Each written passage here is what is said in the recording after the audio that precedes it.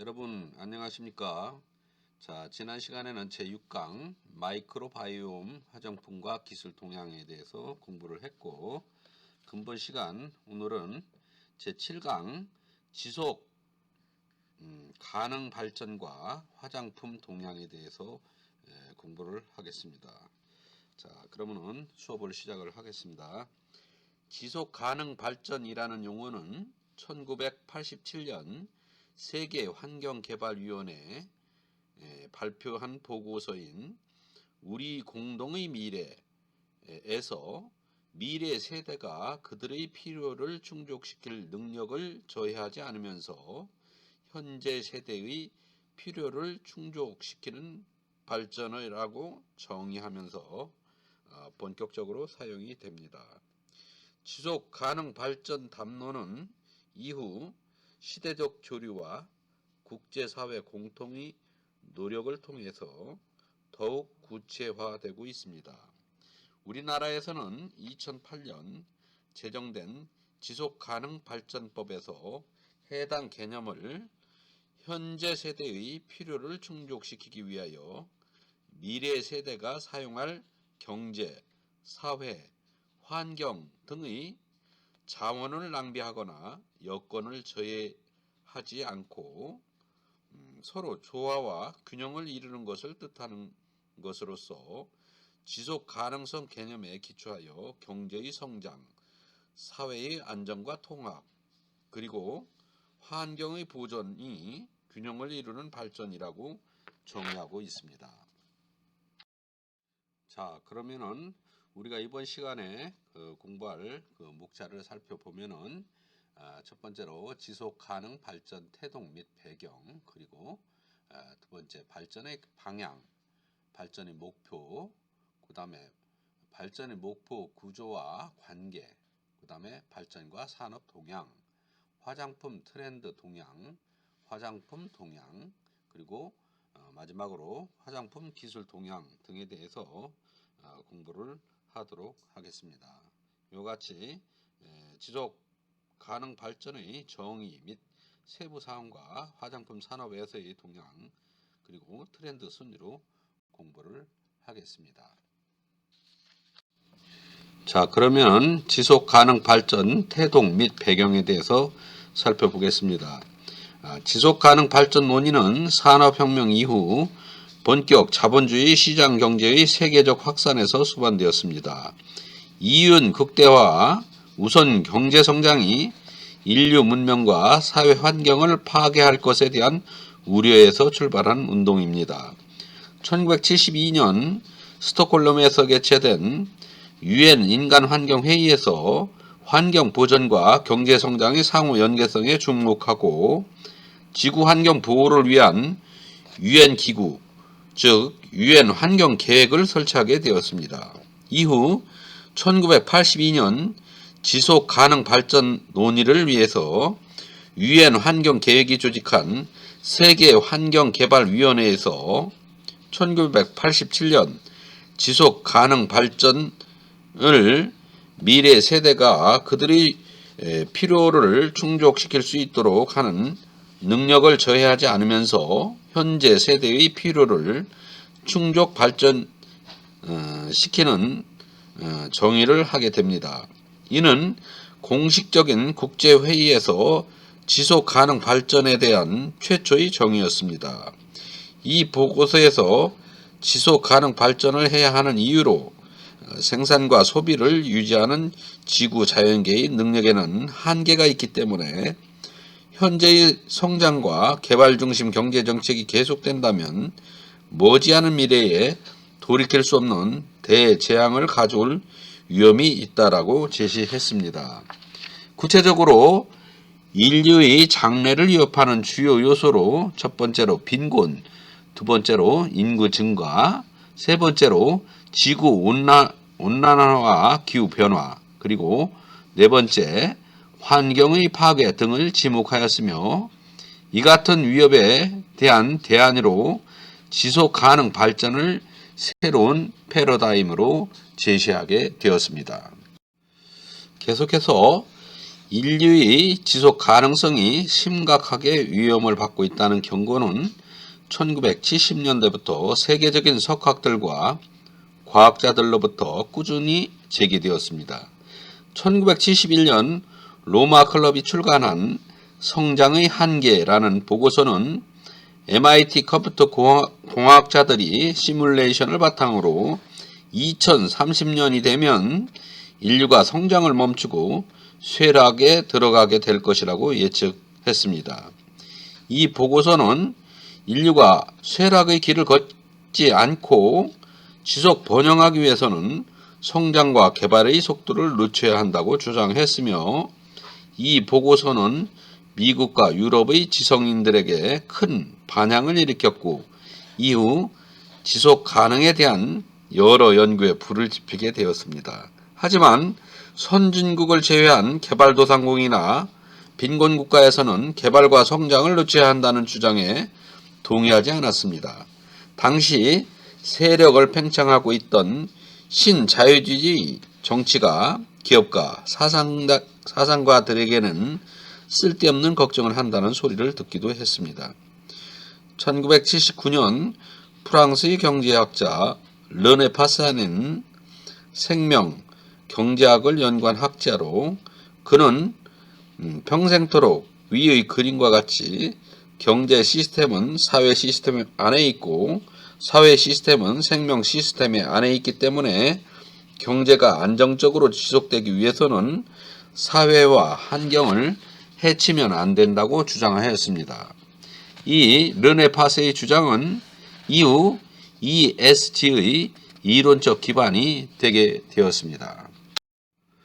이어서 연대별로 태동 및 배경에 대해서 살펴보면은, 앞선 브룬트란트 보고서 및 로마 클럽의 성장의 한계, 르네 파세의 생명 경제학 등의 배경으로 1992년 리우에서 열린 유엔 환경개발위원회는 환경개발에 대한 리우 선언과 의제 22를 채택하였습니다.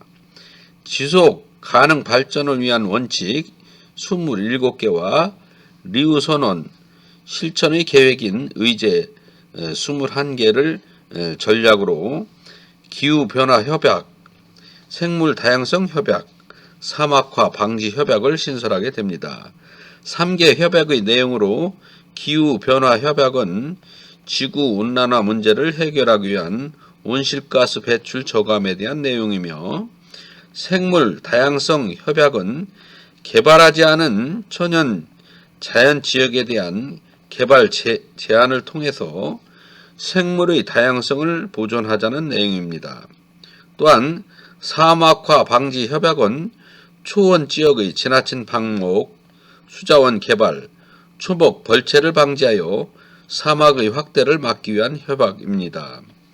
2000년 유엔 55차 회의에서 새천년 정상회의에서 2015년까지 개발도상국 빈곤 퇴치 및 개발을 위한 전략 7개 실천 목표인 새천년 개발 목표를 채택하고, 유엔 사무총장은 2012년 비정부 간 고위급 정치 채널을 설치하여서 2015년 이후의 후속 개발 의제를 논의하면서 2012년 6월 리우 20 회의에서 의결에 따른 것입니다. 정부 유엔 간 지속 가능 발전 목표의 설정, 논의 진전에서 중요한 기여를 하게 되었습니다. 2015년은 유엔의 지속 가능 발전은 70차 유엔 총회에서 2015년에 만료된 새천년 개발 목표의 뒤를 잇는 지속 가능 발전 목표를 2016년부터 2030년까지 이행하기로 하였습니다. 단 한 사람도 소외되지 않는 것이라는 슬로건과 인간, 지구 번영, 평화, 파트너십이라는 5개 영역으로 인류가 나아가야 할 방향, 17개 목표와 169개의 세부 목표를 제시하게 되었던 것입니다. 이어서 지속 가능 발전 방향에 대해서 살펴보겠습니다. 2015년 이후 지속 가능 발전 방향은 기후 관련 주제로 발전해 가고 있으며 이는 파리 기후협약으로 이행하고 있습니다. 파리 기후협약은 2020년 만료 예정인 교토 의정서를 대체하고 2021년 1월부터 적용될 기후변화 대응을 담은 기후변화 협약으로서 2016년도 11월에 발효됐습니다. 이 협약은 선진국에만 온실가스 감축 의무를 부여했던 교토 의정서와는 달리 195개 당사국 모두에게 구속력 있는 보편적 첫 기후 합의라는 점에서 그 역사적 의미가 있는 협약입니다. 핵심 내용은 산업화 이전 대비 지구 평균 기온 상승을 2도씨보다 상당히 낮은 수준으로 유지키로 하고 1.5도씨 이하로 제한하기 위해 노력을 추구하기로 하였으며 국가별 온실가스 감축량은 각국이 제출한 자발적 감축 목표를 그대로 인정하되 2020년부터 5년마다 상향된 목표를 제출하도록 했습니다. 이와 함께 정기적인 이행 상황 및 달성 경과 보고를 의무화하고 이를 점검하기 위한 국제사회의 종합적인 이행 점검 시스템을 도입해서 2023년에 최초로 실시한다는 원칙에 합의하였습니다. 차별적인 책임 원칙에 따라서 감축 목표 유형은 선진국은 절대량 방식을 유지하며 개도국은 자기 여건을 감안해 절대량 방식과 배출 전망치 대비 방식 중 채택하도록 하였습니다. 이에 온실가스 감축 목표의 효과적인 달성을 위해서 유엔 기후변화 협약 중심의 시장 위에도 당사국 간의 자발적인 협력도 인정하는 등 다양한 형태의 국제 탄소 시장 메커니즘 설립에 합의했습니다.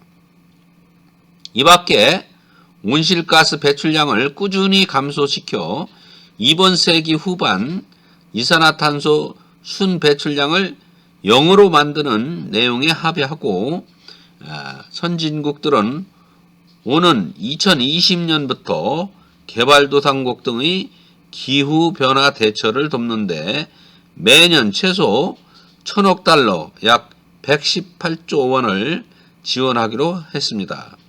이러한 지속 가능에 대한 경영은 ISO 26000 규격과 ESG 기업평가 등으로 기업 경영과 경제활동 기업 가치 표본으로 자리 잡고 있는 상태입니다. 자, 이어서 지속 가능 발전 목표에 대해서 살펴보겠습니다. 유엔의 지속 가능 발전의 목표는 17개 목표와 169개의 세부 목표로 이루어져 있습니다. 17개 항목에는 환경 문제에만 포커스를 두지 않고 개발도상국의 균형 발전, 성별, 인종 및 국가에 따른 차별과 고통이 없는 세상을 만드는 것이 목표입니다. 빈곤의 종식, 굶주림과 종결, 건강과 균형 잡힌 삶, 양질의 교육, 성평등, 깨끗한 물과 위생, 저렴하고 깨끗한 에너지, 양질의 일과 경제성장, 산업혁신과 공공시설, 불평등 감소, 지속 가능한 도심 및 사회, 책임있는 소비와 생산, 기후조치, 수중생물, 육상생물, 평화 정의 강력한 제도, 목표 달성을 위한 협업을 설정하고 있습니다. 이어서 지속가능 발전 목표 구조와의 관계를 살펴보겠습니다. 지속가능 발전 목표의 구조는 SDGs 17개 목표로 169개 세부 이행 과제로서 다양한 이해관계자 간의 합의 산물로서 목표와 이행 과제 간의 중첩된 특성을 보여서 목표 및 세부 이행 과제들 간의 논리와 구조, 인간관계, 우선순위 파악하기 어려운 구조를 가지고 있습니다. 지속가능 발전은 3대 축, 5개 주제 영역으로 재구성될 수 있습니다. 빈곤퇴치와 관련된 인간 중심의 목표를 중심으로 경제 영역, 사회 영역, 자연환경과 정주환경 영역 및 이행수단과 관련된 목표 영역으로 구분해서 볼 수 있습니다. 다음은 지속가능 발전과 산업 동향에 대해서 알아보겠습니다. 지속가능성은 이제 브랜드 생존을 위한 필수 전략으로 전체 산업 분야에서 대두되고 있습니다. 물론 환경 문제, 인권 문제, 불평등, 분단, 분열 등의 사회 환경적인 문제의 심각성에서 세계는 주목하고 있습니다. 소비자들과 밀레니얼 세대를 지나 Z세대의 젊은 층의 경제적 앞날이 불투명한 가운데서 현재 풍요로움 속에서 축적된 지혜와 문화, 기술, 문화 등을 새롭게 정의할 필요가 최근 대두되고 있습니다.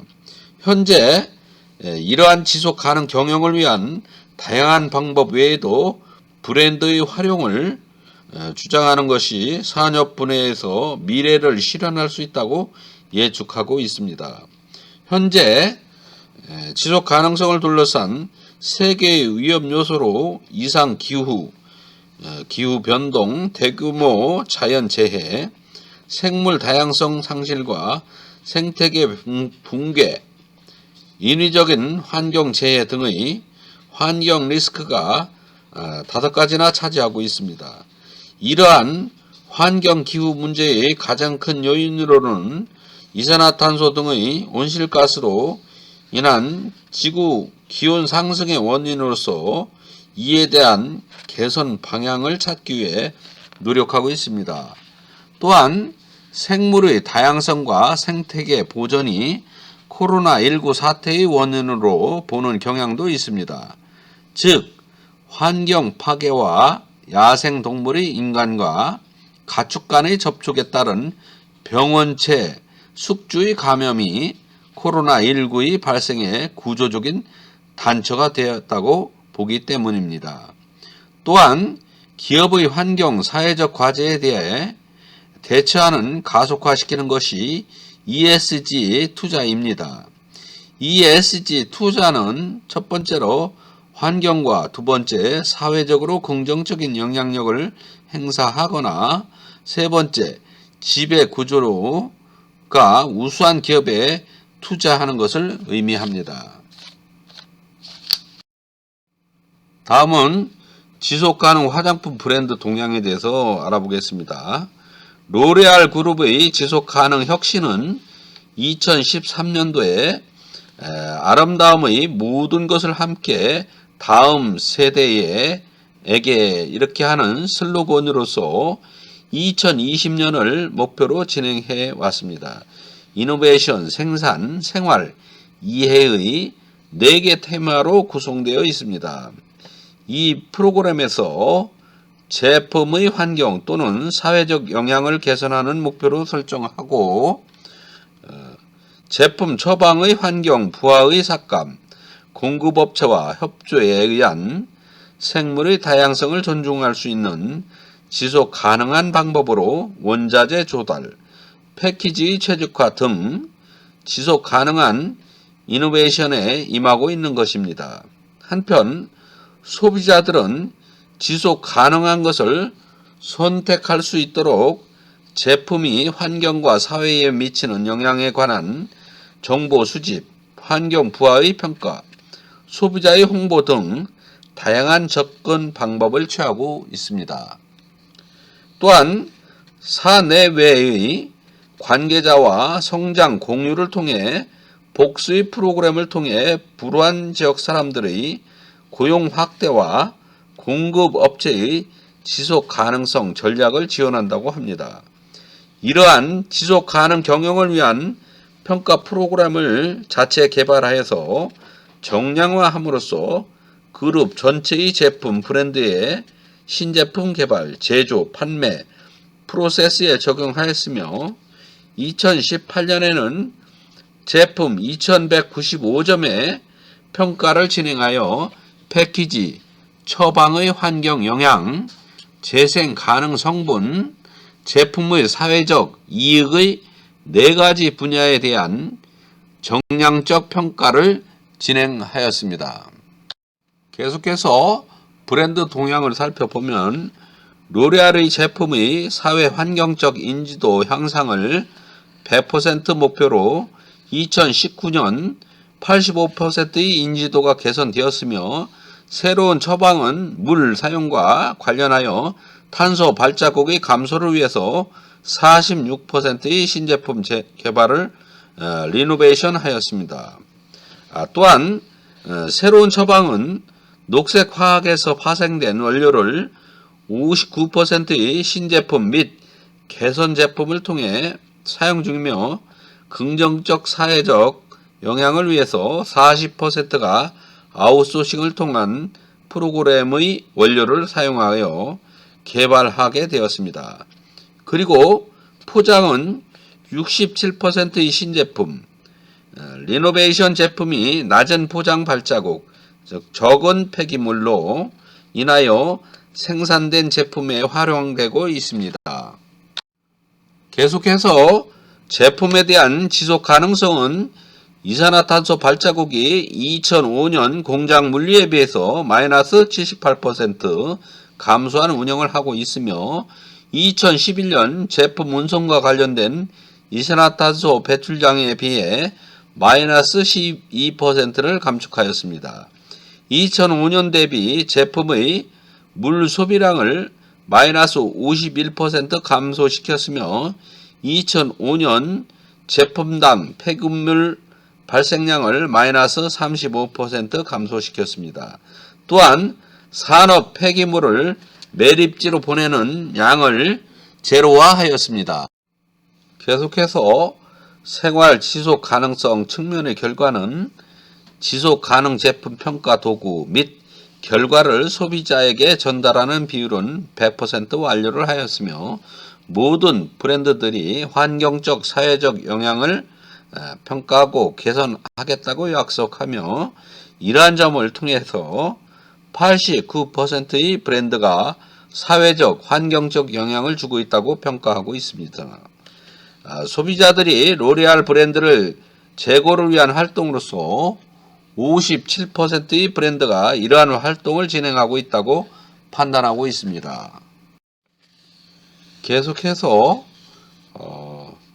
발전에 대한 지속 가능성에 대한 평가를 살펴보면은 2019년 불우이웃의 취업에 약 9653명의 일자리를 마련하였으며 연대 소싱 프로그램을 통해서 7912명이 일하게 되었습니다. 미용 분야의 직업훈련을 통하여 약 18,443명이 무료 직업 프로그램에 참여하였으며 장애인 1,280명을 모델 및 사업에 동참시켜 일자리를 제공하였습니다.